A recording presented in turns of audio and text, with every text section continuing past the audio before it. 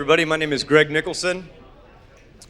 People in the ecosystem know me as Frank Rizzo. That's a story for another day. I'm a serial entrepreneur. Yeah, you got it. I'm a serial entrepreneur. I own a couple different companies. I have an outsourced IT company.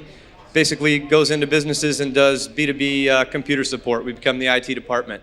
I have another company called 401 Play, kind of travel meets finance. It's an employee benefit that we built that helps employees save money to take trips. We help them plan, budget, save, and get them really good deals. I also am a co-owner in a company called Bittagent, otherwise known as Team Rizzo, in the Bittensor ecosystem. And so there we run, there we run validator, top 10 validator on the network. We have a couple different subnets, and we have a lot of fun with the community. So it's a pleasure to be here today. Before I jump into what we're doing, I want to just zoom out a little bit, talk a little bit about Bittensor itself. I think you guys have already heard quite a bit, but just provide a little color to what Bittensor is and what it's all about. We like to refer to Bittensor as the world's largest decentralized artificial intelligence incubator. Bittensor welcomes everyone, and it's a really interesting project because it's my elevator pitch, if you will, is it's where AI meets crypto. So on the crypto side, it mirrors the tokenomics of Bitcoin, your standard 21 million tokens. You have an event every almost 4 years. And it also shares some really interesting characteristics with Ethereum. So if you go back to the old ICO days of Ethereum, you know, you've got all these projects launching, trying to take advantage of blockchain technology, and they don't have time to build their own blockchain. They want to get to market. So what do? They bolt on to Ethereum. Well, just in that similar way, Bittensor works. Bittensor has what are called subnets. So today there's, I believe we're up to 113. It seems like we get about 3 more each week and growing. And so within Bittensor, we operate 2 different subnets that I'll get into some detail, but before I do, I'll tell you a little bit of my journey. So when I got into Bittensor, I was lucky. I found it early. I got a buddy here in the crowd who told me to find the next 100x gem, and so I think I found it at $18 or something like this. And I told everybody about it. You have to jump into Bittensor. This is going to be the bee's knees, right? And thank goodness I was right, because they wouldn't let me down on that one if I wasn't. And so I learned that you could run a validator. And being that I own an outsourced IT company, I had a data center. I had staff running it. I had some extra hardware. So we spun up this validator. And this was when there was no subnets. It was just original Bittensor network, root network as we call it. And quickly became one of the top validators on the network. And we've really done a good job of growing our name, our brand as a trusted source within the ecosystem. And we're very proud of that. But I wanted to do more. I wanted to launch subnets. I wanted to do cool AI stuff. But there was a big problem. The problem is that I don't really know anything about AI, at least not back then. And I certainly am not a developer. I'm a businessman. So how the heck am I going to launch subnets if I don't know anything about AI and I can't code a darn thing? So I needed to find some help. And I thought maybe I'll go out and hire a team, but even that, it was kind of a losing battle. It was very scary for me because how am I going to manage a team if I can't gauge if they're doing a good or a bad job until I've got an outcome, a product to judge, if you will? Then I met my soon-to-be business partner, Charlie. Charlie's out here too. It was, of all places, I went to my daughter's BFF's birthday party, and I get with one of these dads, and he's like, "Oh, you're a computer geek. You got to meet this guy. He's a computer geek too." And I'm like, "Oh, great, you know." So I tell him, "Yeah, I've got an IT company, whatever." And I say, "What do you do?" And he says, "Well, I run an AI team, and we do work for private and public companies." And I'm like, "Really? Let's talk over here right now." And so I just cornered the guy, and I wouldn't let him leave. I mean, I'm just talking his ear off, just towel-pilling this guy. And he's interested, he's kind of liking it, and he says, okay, well, you know, let's talk about it some more. So I get him to do a couple lunches with me, and then I just got too impatient. So anybody out here that knows me, I'm kind of, they joke I'm a ready, fire, aim type of guy. That's just how I am. And so I went out and bought a subnet, and I called him on the phone, and I don't know, I think it was on his anniversary or something like this. And I said, I got a subnet. I just paid $50,000. We're doing this. And he's like, wait, what? You bought it? And I'm like, yeah. And guess what? We have 1 week to make something, because back then you had what was called an immunity period. You had 1 week to launch a product and get support from all the validators. And if they didn't support you, then you were done. Like you deregistered and you lost. And so we're like, what are we gonna do? What are we gonna build? And I really had to take a step back. And at first my answer was, well, you're the AI guy, like you build something, right? I did my part. But then we had to look at it and really kind of figured out that there's some real business challenges that can be solved for with decentralized AI, but there's a lot of barriers to entry. And so when you talk about those barriers to entry, privacy is a huge one. Me having an IT company, well, I've got clients that are medical. They've got HIPAA compliancy. I've got PII. I've got SOX compliancy. I can't just send data out into the world of ChatGPT and hope it's going to be okay. I'm going to get fired, right? Those are resume generating events. And so we had to solve for the privacy. On top of that, it was the affordability. What business out there can go and spend 6 figures hiring an AI team to build them a custom solution? It's just not feasible today. Infrastructure. I mean, if you're running a large model, these servers are expensive. I mean, some of these video cards, $30,000, $50,000 a piece.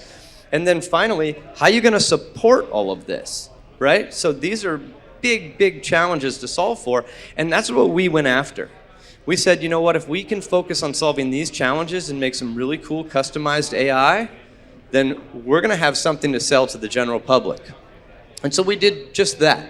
We built 2 subnets on top of Bittensor, an AI agency subnet and a software automation subnet. And I'm going to talk about those individually really quick because we're really proud of what we've built here. Now, first and foremost, you have to understand what agency is. Today there's these buzzwords around AI, and it's like, oh, AI agents this, and most of those are just bots that people call AI agents, and it's just bots that that are riding the wave. But real agency is really interesting stuff. So basically, to give you an example of how agency works, when you do a query with ChatGPT and you say, hey, how do I do this? It comes back and it says, oh, connect to this, then do that, and there's your answer. Well, agency is like giving ChatGPT or your AI model a toolbox.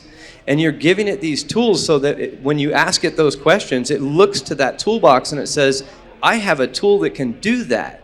So do you want me to do this for you? And that could become really powerful for a lot of businesses. So what we focused on is making these models extremely lightweight so that you didn't need these big powerful servers to run them.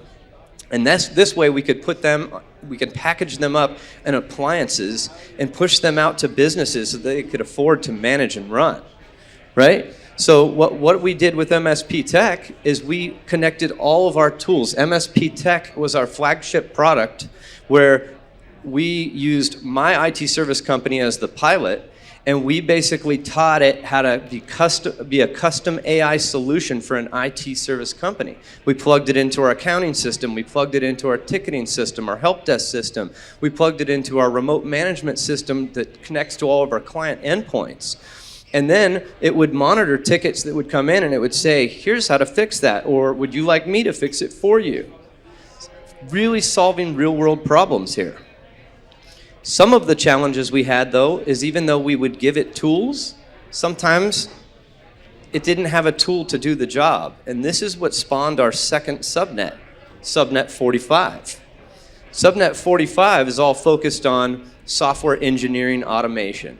So basically what that means is the AI is doing coding for you. So the first product that we launched was called Gen42.ai.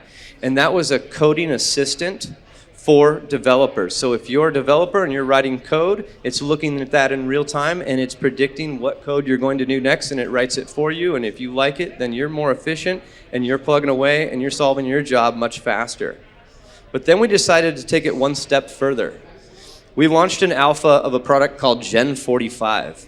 Gen 45 is much like 42, but you don't have to be a developer.